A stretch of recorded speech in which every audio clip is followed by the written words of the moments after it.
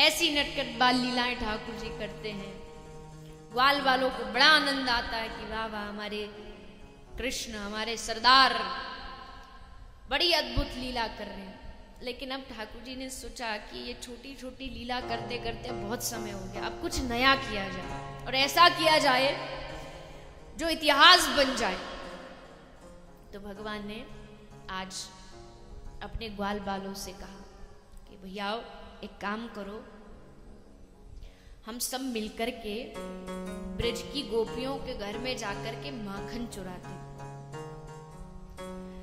ग्वाल बाल बोले लाला आइडिया तो बढ़िया है, पर तो को ये पतो है कई दिन चोरी करते हुए हम गलती से गोपी ने पकड़ लिए तो ऐसी मार मारेगी लाला, अभी तू ब्रज की गोपी को जाने नहीं है, बड़ी चालाक है, बड़ी हट्टी तगड़ी है। ठाकुर जी बोले तुम ब्रज की गोपियों की बात करते हो, तुम मुझे नहीं जानते क्या? मैं कृष्ण हूं, कृष्ण ऐसे पकड़ में आने वाला नहीं, बस तुम बताओ मेरा साथ कौन कौन देगा? वाला बोले हम सब साथ देंगे। ठाकुर जी बोले ठीक है, आज से एक नई मंडली का निर्माण किया जाए। ठाकुर जी ने एक समिति बनाई और ठाकुर जी की समिति का नाम है चोर विद्या प्रसारण मंडल समिति। ये चोरी करती भी और चोरी करने की चोरी सिखाती भी है। ये समझ लीजिए कि चोरी का इंस्टीट्यूशन खोला, चोरी करना भी सिखाते, कैसे चोरी करनी है, कैसे भागना है, कैसे कूदना है। ग्वाल बाल सब राजी हो गए। इस समिति के अध्यक्ष हैं भगवान कृष्ण, उपाध्यक्ष हैं बलराम जी और बाकी सब ग्वाला जो भी है सब साधारण सदस्य। आज सब चल पड़े चोरी करने, गोपी के घर जाते हैं। बहाने भी नए नए तैयार हैं। किसी गोपी ने मान लो पकड़ भी लिया तो बड़ी भोली सूरत बना के कहते अरे भाभी यू तेरो घर है। भाभी बोलती तो कुछ दिखाई नहीं दे रहा कौन को घर है? बोले अरे भाभी का बताऊं ना, वो पूरे दिन गैया चराऊं तो गैया चराते चराते शरीर एकदम थक जाए, पतो ही नहीं चली, मोह लगी मैं अपने घर में घुस रही हूँ और गलती से तेरे घर में घुस। अरे भाभी अब तू मेरी भाभी है तो भाभी को घर, अपनो घर भाभी को घर, कोई फर्क थोड़ी, कोई भेद थोड़ी है। गोपी राजी हो जाती, हमको भाभी का बस खुश हो गई। एक दिन कुछ गोपी यमुना के किनारे बैठी बैठी बातें कर रही। कृष्ण ने ऐसा किया, कृष्ण ने वैसा किया, कृष्ण ने मटकी फोड़ी, कृष्ण ने माखन चुराया। तभी उन गोपी में एक गोपी है, नाम है प्रभावती। प्रभावती थोड़ी सी जरा बुद्धिमान अपने आप को जो समझती उन गोपियों में से। प्रभावती बोली देखो गोपियों, तुम हो बड़ी नासमझ, तुम हो भोली भाली, इसलिए तुमको आके ये कृष्ण परेशान करता है। हिम्मत है जो मेरे घर आ जाए, आज तक नहीं आया मेरे घर, क्योंकि मालूम है प्रभावती के घर चला गया तो छोड़ेगी नहीं। अब बाहर से तो दिखा रही है कि मेरे घर नहीं आया, पर मन से थोड़ी जल भी रही है, ईर्ष्या भी हो रही है कि इन सब के घर आए, मुझ में कौन सी कमी जो मेरे घर नहीं आए। मन में ये भाव है और बाहर से कहती है आके दिखाए तो ये जब बातें चल रही थी तो प्रभावती का एक देवर था, वो ठाकुर जी की समिति का सीआईडी था। वो गुप्त बातें सारी गांव से इकट्ठी कर करके कृष्ण को पहुंचाता था। कहाँ माखन निकला, कौन सी गोपी मथुरा चली गई है, घर में ताला लगा है। तो देवर भागा गया, अरे ओ कन्हैया, अरे लाला सुन तो। ठाकुर जी बोले कहा भयो? बोले लाला तू हमारी भाभी से डरता है क्या? हमारी भाभी कहती मुझसे डरता है इसलिए आज तक मेरे घर नहीं आया। अच्छा, प्रभावती की इतनी हिम्मत, आज इसको नहीं छोड़ेगी, चलो आज सब प्रोग्राम कैंसिल, आज इसी के घर चलो। कहाँ है तेरी भाभी? बोली यमुना जी के किनारे। बोले ठीक है, उसको वहां पानी भरने दो, यहाँ हम अपना पीछे से काम करते हैं। सब ग्वालाओं को लेकर ठाकुर जी प्रभावती के घर पहुंचे। अब वो बाहर से हल्का दरवाजा लगा चली गई थी, क्योंकि कोई ब्रज गोकुल है, कोई चोरी का डर नहीं, कुछ नहीं। ठाकुर जी उसका दरवाजा खोल करके अंदर गए। ग्वाल वालों को कहा हो जाओ शुरू। अब ग्वाल वालों ने थोड़ा बहुत माखन लिया, खाया, थोड़ा लिया, खाया, पर पेट भरा था सबका पहले से, क्योंकि पहले गर्भ में हाथ मार लिया था। तो पेट भरा है। अब लाला पेट में तो जगह नहीं, क्या करे, खाया ही नहीं जा रहा। और ऐसे ऐसे ही छोड़ देंगे तो प्रभावती को तो पता भी नहीं चलेगा कि उसके घर चोरी हुई है। अब क्या करे? ठाकुर जी बोले काम करो। क्या? बोले हमारी प्रभावती चाची जो है ना, ये घर में बेचारी अकेली, और काम धंधा इतना ज्यादा हो जाता, अकेली से होता नहीं। एक काम करो, इसका थोड़ा सा घर में काम में हाथ बटा के चलते।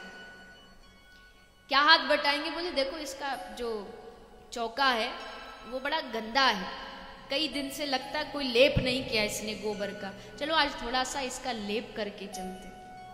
ग्वाल वाल राजी हो गए, समझ गए कन्हैया क्या कहना चाहते हैं। आज तक गोबर का लेप होता था, आज ग्वाल वालों ने जितने भी माखन के मटके थे सब फर्श पर फैलाए और पूरे घर में माखन का लेप प्रभावती के कर दिया। ठाकुर जी बाहर निकले, दरवाजा बंद किया, दरवाजे को प्रणाम किया और कहा, हे देहरी मैया, आज इस घर में जो सबसे पहले घुसे आप कृपा करके उसकी रक्षा करें। और कह के भाग के प्रभावती के घर के पीछे छुप। अब प्रभावती आ रही है यमुना जी से, सर पे मटका, उसके ऊपर एक मटका, उसके ऊपर एक मटका, और दोनों हाथों में भी एक एक मटका, और लेकर के बड़े बल खाती हुई चलती हुई आ रही। तब ये ग्वाल आया, प्रभावती चाची प्रणाम। चाची बोली प्रणाम प्रणाम, जीते रहो बेटा जीते रहो। थोड़ी आगे बढ़ी, दूसरा है, चाची प्रणाम, तबीयत तो ठीक है? चाची बोली हाँ ठीक है। फिर आगे बढ़ी, एक और आया, चाची घर में तो सब ठीक है ना, कोई परेशानी तो नहीं है? चाची बोली आज उनको बड़ी मेरी स्वास्थ्य की चिंता हो रही है, बड़ी मेरी राजी खुशी पूछ रहे, पर कोई बात नहीं, ये चोर कहीं अच्छा माल हाथ लगा होगा इसलिए बड़े खुश है, पूछ लिया मुझे क्या। प्रभावती चलती चलती घर पहुंची और घर जाकर के उसने दरवाजा खोला, और दरवाजा खोल के ना आप देखा ना ताव, ना भीतर ना बाहर, जैसे पैर अंदर रखा, अंदर रखते ही सीधा फिसली, और फिसलती फिसलती फिसलती सीधा जाके लगी सामने वाली दीवार। सब मटका मटकी सब फैल गई। ठाकुर जी ताली बजा के हंस रहे, प्रभावती उड़ रहे, प्रभावती उड़ रहे, और कह रहे हैं प्रभावती इस दीवाल को धन्यवाद दे जो तू बच गई, अगर दीवाल नहीं होती तो सीधा अपने पियर पहुंच जाती, यहां से सीधा पियर पहुंचती। प्रभावती ने देखा आज इस कृष्ण को छोड़ने वाली नहीं, मैया को जाके ऐसी शिकायत करूंगी, ऐसा मजा चखाऊंगी।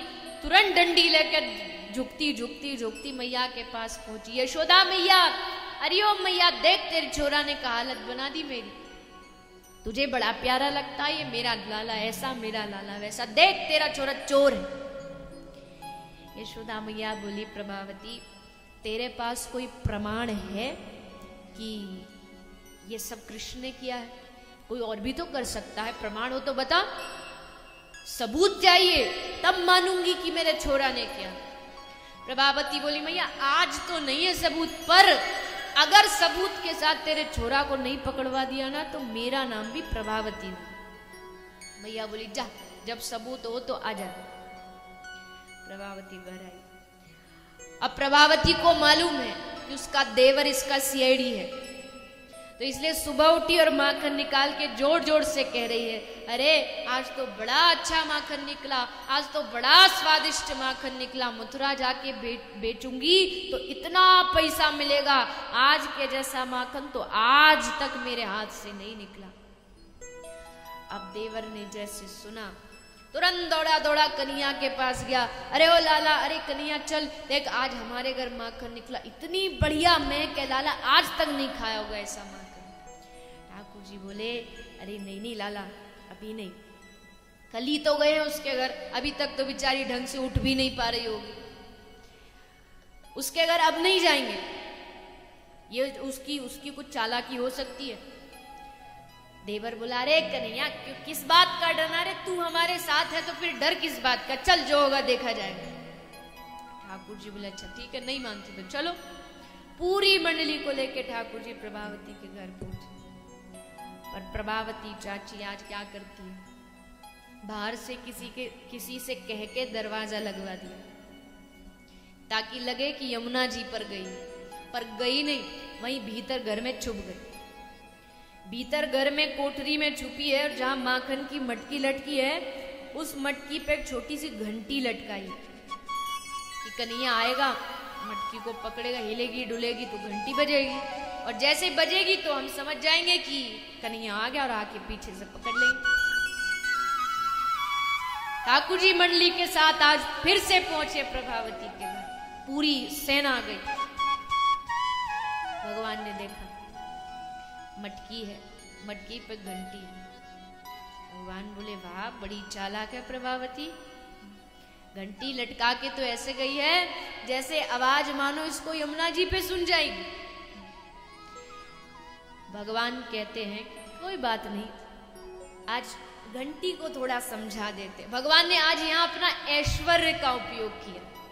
कभी कभी ऐश्वर्य का उपयोग भी कर लेना चाहिए, इसलिए ऐश्वर्य का उपयोग करके भगवान घंटी को आदेश दे रहे हैं कि देख घंटी, तू है मेरी दासी और मैं हूं तेरा स्वामी। घंटी कहती है जी प्रभु, और दासी को वही करना चाहिए जो स्वामी कहता है, इसलिए मेरा आदेश है जब मैं माखन चुराऊं तो तू बजना मत। जी प्रभु जैसी आज्ञा। ठाकुर जी ने चोरी आरंभ की, ग्वाल बाल खड़े हुए, उनके ऊपर और ग्वाला, उनके ऊपर ग्वाला और उनके ऊपर कन्हैया। कन्हैया ने मटकी में से माखन निकाला, घंटी नहीं बजी। ग्वाल बालों के मुंह में डाला, घंटी नहीं बजी। ग्वाल बालों ने घंटी पकड़ पकड़ के खूब हलाई और घंटी नहीं बजी। भगवान ने माखन निकाला, नहीं बजी। लेकिन जैसे श्री ठाकुर जी ने अपने मुख में माखन डाला, डालते टन टन टन टन टन घंटी बजी। और जैसे घंटी बजी चाची दौड़ के आई, पकड़ लिया पकड़ लिया पकड़ लिया। सब ग्वालों ने देखा प्रभावती चाची आई, सब भागे, सब भाग गए। श्री ठाकुर जी ऊपर से धड़ाम धरती पर आकर के गिरे और प्रभावती ने पीछे से पकड़ा। ले आज तो चोर पकड़ में आया, अब नहीं छोड़ने वाली, अब मैया के पास ऐसे की ऐसे लेके जाऊंगी। हाथ भी सना, मुंह भी माखन में सना। अब देखती हूँ कैसे मैया कहती है सबूत नहीं, प्रमाण नहीं, पूरा प्रमाण है। कन्हैया बोले चाची मैं तो समझता था तुझ में है नहीं दिमाग, और तू तो बड़ी चालाक निकली। अच्छा मैया के पास लेके जाएगी? बोले हाँ लेके जाऊंगी। अच्छा बस 2 मिनट, 1 मिनट दे दे, बस इस घंटी से थोड़ा अपना हिसाब किताब कर लूं फिर चलूं।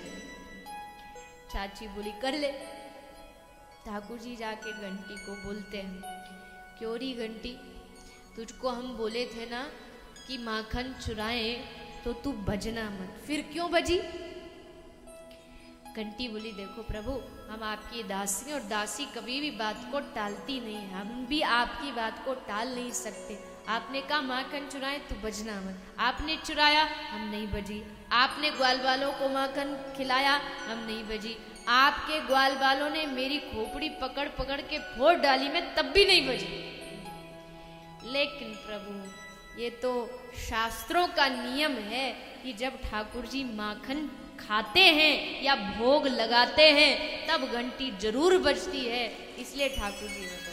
अब वेदों की शास्त्रों की बात को भला कैसे नकारा जा सकता? ठाकुर जी बोले घंटी आज तो तू भी धोखा दे गई, अब मैया के सामने भंडा फूट के रहेगा। पर कोई बात नहीं, हमारा नाम भी कृष्ण है, ऐसे थोड़ी हार मान लेंगे, अभी तो पूरा रास्ता बाकी है, कुछ भी हो सकता है। प्रभावती ने पकड़ा हाथ, बोले हो गई बात है, अब चलो। हाथ पकड़ के चल रही, आगे आगे प्रभावती कृष्ण को पकड़ के चल रही, पीछे पीछे पूरे ग्वाल बालों की शोभा यात्रा भी चल रही। अब ब्रज का नियम है, उस समय नहीं आज भी नियम है, ब्रज में माता घूंघट करती है, तो प्रभावती घूंघट करके चलती जा रही थी। थोड़ी दूर रास्ता जब पार हो गया तो ठाकुर जी को एक लीला सूझी। भगवान ने कहा चाची देख, इतना कस के हाथ पकड़ा है कि हमारा हाथ देख एकदम लाल हो गया, निशान बन गया हाथ में, तो मैं क्या करूं? तो बोले गोपी देख इतनी निर्दयी नहीं बनना चाहिए, छोटा सा बालक हूँ, इतनी तो कृपा कर दे, देख ये हाथ छोड़ दे, हमारा दूसरा हाथ पकड़ ले तो हमको भी थोड़ी तसल्ली हो जाएगी, हाथ में थोड़ी शांति मिल जाएगी। गोपी बोली अच्छा ठीक है, ला दूसरा हाथ छोड़ा। और जो पीछे शोभा यात्रा थी उसमें सबसे आगे इसका देवर चल रहा था। ठाकुर जी ने इशारा करके उसको बुलाए, ए छोरा इधर आ। छोरा पहुंच गया। भगवान ने उसी प्रभावती के देवर का हाथ उसको पकड़ाया और बोला चाची अब हाथ पकड़ लिया, अब चल। अब घूंघट की हुई है ना, आप देखो उसको तो बस नंद महल पहुंचना है जल्दी से जल्दी। पकड़ा हाथ और जोर जोर से चल पड़ी और चिल्लाती जा रही, आज मैंने कन्हैया को पकड़ लिया, आज मैंने कृष्ण को पकड़ लिया। सारे सारे ब्रज के लोग उसको देख देख के हंस रहे, बोले ये तो पागल हो गई। ठाकुर जी दौड़ के गए, हाथ छुड़ा करके जहां यशोदा मैया बैठी थी मैया की गोदी में जबरन जाके बैठ गए और मैया को बोलते, मैया तू हमसे बहुत प्यार करती है ना? मैया बोलती हाँ बहुत प्यार करती हूँ, पर मैया ये ब्रज की गोपी मुझे चोर चोर चोर कह के चिढ़ाती है मैया, ये हमको भाता नहीं। मैया बोली तो क्या हुआ, कहने दो, मुझे क्या लेना देना, मैं तो जानती हूँ मेरा छोरा कितना सीधा है। ठाकुर जी बोले हाँ मैया बस तू विश्वास रखना, तो मुझे डर नहीं। और देख आज भी मुझे पता चला कि वो अपनी वो है ना उसकी छगन की बीवी प्रभावती, वो आ रही है मेरी शिकायत लेकर के, ये कन्हैया चोर है। भैया मैंने सोचा कि मैं तेरे पास पहले से आके बैठ जाऊं तो तुझको पता लग जाए कि मैं झूठा नहीं हूं, मैं झूठ नहीं बोलता। भैया बोली अच्छा ऐसी बात, आने दे उसको। पर मैया तुझे पता है ये सब गोपी क्यों बोलती है मुझे चोर? मैया बोली क्यों बोलती है? क्योंकि ये मैया मुझसे और तुझसे चिढ़ती है, ये जलती है मुझसे और तुझसे। मैया बोली मुझसे क्यों जलेंगी? बोले इसलिए जलती है मैया क्योंकि इतना सुंदर, इतना सुशील, इतना आज्ञाकारी बेटा इनके पास नहीं है ना, इसलिए जलती है, इसलिए जलती है। मैया बड़ी जोर से हंसी, बोले हाँ तू बड़ा आज्ञाकारी बेटा है। इतने में आवाज आई, अरे यशोदा मैया बाहर आ, देख तेरे छोरा को प्रमाण के साथ सबूत के साथ पकड़ के लाई। मैया यशोदा बाहर जैसे देखा कि प्रभावती को कहा कि चल प्रभावती घूंघट उठा, घूंघट उठाया, मेरे लाला को आगे कर, लाला को आगे किया और जैसे लाला को आगे किया बस कड़ी की खड़ी रह गई। अरे छोरा तू कहां से आया? देवर बोला चाची लगता रात को भांग खा के सोई थी क्या, दिन में भी मुझ में भी तुमको कृष्णी दिखाई दे रहा है। पीछे से ठाकुर जी अंगूठा दिखा के हंस रहे, बोले पकड़ ले। और देख प्रभावती अब की बार पकड़ने की कोशिश की तो देवर का हाथ पकड़ा है, अगर दोबारा कोशिश करेगी ना पकड़ने की तो तेरे खसम का हाथ पकड़ा दूंगा। इसलिए सोच समझ के करना जो करना है। प्रभावती बेचारी शांत चित्त वहां से चुपचाप चली जाती है। श्री ठाकुर जी के इस लीला को देख करके बड़े प्रभावती चली तो जाती है, लेकिन उसका जो मन है, उसका जो चित्त है वो श्री ठाकुर जी के चरणों में लीन हो जाता है। सर्वधर्म संगम, धर्म के सच्चे प्रहरी।